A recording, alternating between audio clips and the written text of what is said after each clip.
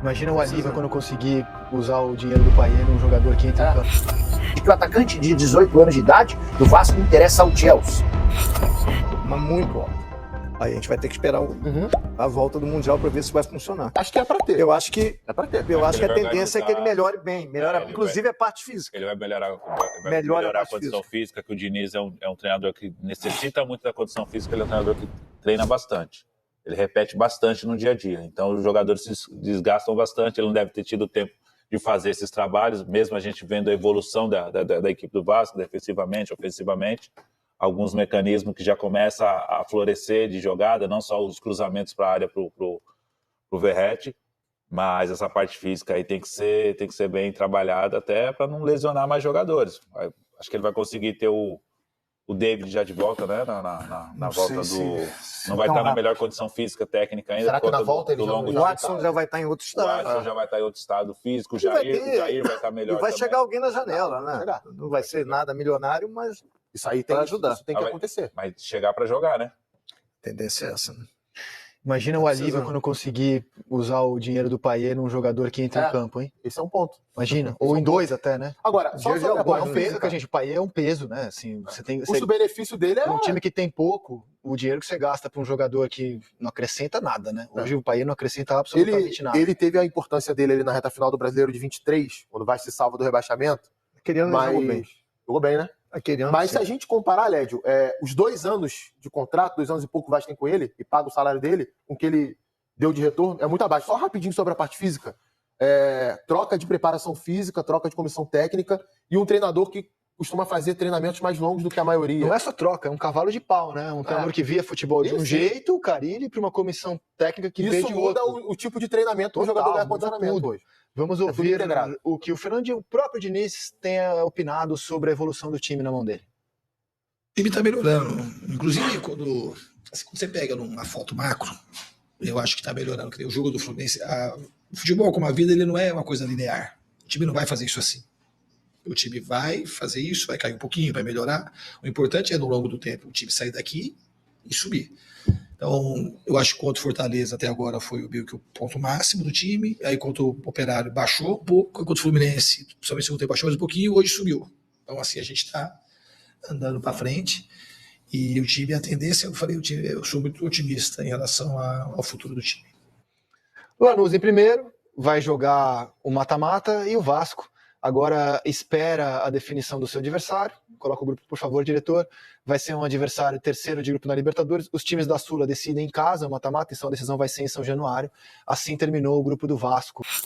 Do Rio de Janeiro e dá conta de que o atacante de 18 anos de idade do Vasco interessa ao Chelsea. O pessoal do canal Na Torcida Vascaínos descreveu todos os integrantes do departamento de scout do Chelsea para explicar como é que o nome do Ryan acabou sendo escolhido pelo Chelsea. Os nomes todos corretíssimos, mas a informação não bate. A informação que eu tenho é de que o Chelsea não tem a intenção de contratar o Ryan. Ele não faz parte dos planos do clube inglês, muito menos pelos valores citados, entre 15 e 20 milhões de euros. A matéria ainda apontava que a ideia do Chelsea era levar o Ryan antes do Mundial Sub-20. Atacante que tem sido alvo de propostas recentes, mas o Pedrinho já deixou bem claro que só topa fazer negócio a partir de 100 milhões de reais. Só para completar o noticiário do Vasco, contar que Felipe Maestro, braço direito do Pedrinho no departamento de futebol do Vasco, anda com o filme queimado. O Souza, que já não faz mais parte do elenco, deu uma entrevista ao Benja afirmando o seguinte, abre aspas, não tenho nada contra o Felipe, mas se eu disser que ele é um cara querido, vou estar mentindo.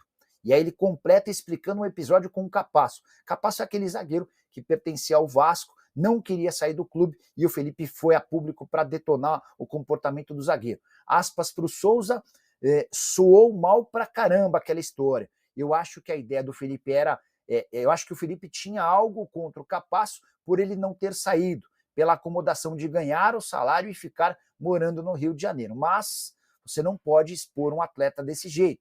Quem vai querer um jogador que o próprio diretor diz que é fraco? Isso ficou muito mal no elenco. Falar sobre adversário definido para os playoffs da Copa Sul-Americana. O Vasco vai enfrentar o Independente Del Valle do Equador. primeiro jogo, a primeira partida será em Quito, né? O adversário, são 2 adversários, a Altitude e o Independente Del Valle. Mas quem quer sucesso na competição internacional não pode escolher adversário. E nesse momento é considerado um desafio. O Vasco vai enfrentar um dos adversários mais difíceis que chega agora na competição, ao ficar em terceiro lugar do seu grupo na Libertadores. Claro que um fator importante, um fator decisivo é que o Vasco decide a partida, o segundo jogo em São Januário. E aí, torcedor, a expectativa para enfrentar a equipe do Independente Del Valle nos playoffs da Copa Sul-Americana. Com isso, o calendário vai mudar tudo. A partida do Vasco pelo Brasileirão terá as datas mudadas, né, as datas trocadas, devido à repescagem na Sul-Americana. 14ª rodada, dia 16 de julho, Juventude e Vasco, e a 16ª rodada, dia 23 de julho, Vasco e Bahia. Então serão 2 jogos, né, no calendário, que vai ter essa mudança geral para poder organizar. Esse jogo dos playoffs só vai acontecer naturalmente depois desse período de data FIFA, do Super Mundial. Então até lá o Vasco vai ter bastante tempo para poder se preparar, se organizar. É um desafio, é um objetivo inclusive do técnico Fernando Diniz, né? Eu acho que o Diniz não vê a hora, o momento para ter essa parada da data FIFA e também do Super Mundial, para ajustar hoje uma das maiores dificuldades, o rendimento, o cansaço, o lado emocional, o segundo tempo do Vasco. Se o Diniz conseguir implementar, não só com as mudanças, com as substituições, mas dar um gás, um fôlego para o time no segundo tempo, ter uma melhor atuação na segunda parte do jogo, da partida, então com certeza muita coisa vai melhorar. E claro, o sistema, o conceito do Diniz em relação à saída de bola, a marcação, a pressão, tudo isso o Vasco tende a evoluir. A gente tem visto a cada jogo. É claro, quando você pega um adversário considerado mais difícil, o Vasco vai precisar sobreviver, superar essas situações. Bom, falando nisso, vamos trazer aqui informações do próximo adversário, que é o Bragantino, pela 12ª rodada do Campeonato Brasileiro. Partida em São Januário, partida amanhã, 9h30. O Vasco tem com o Bragantino, o técnico Fernando Seabra, que é o técnico do Massa Bruta, um desafio.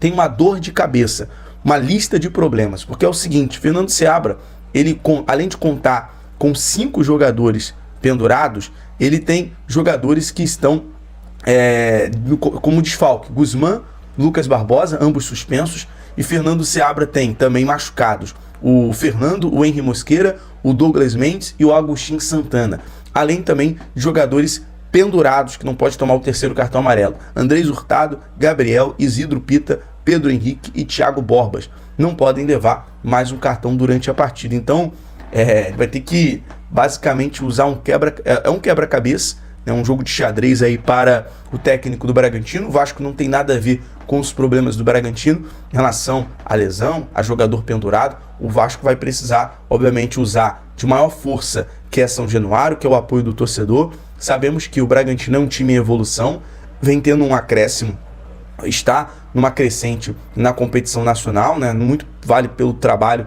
pelo mérito do Fernando Seabra, mas o Vasco é amplo favorito por conta de estar em São Januário. O trabalho do Diniz também vem numa linha de evolução. É claro que não é um trabalho linear, né? Tem os seus altos e baixos, mas o Vasco tem total condição de buscar esses 3 pontos. O Vasco, sempre em São Januário contra o Bragantino, tem tido uma vantagem. Então, usar isso. Claro, o Vasco não pode contar nem com o Hugo Moura, que está suspenso, e também com o Luiz Gustavo. A princípio, Fernando Diniz deve usar o Lucas Freitas. Não se esqueça de deixar o like, se inscrever no canal e ativar o sininho para não perder nenhuma novidade sobre o gigante da colina. Comente aí o que achou do vídeo e compartilhe com outros vascaínos. Saudações vascaínas e até o próximo vídeo. Tamo junto, galera!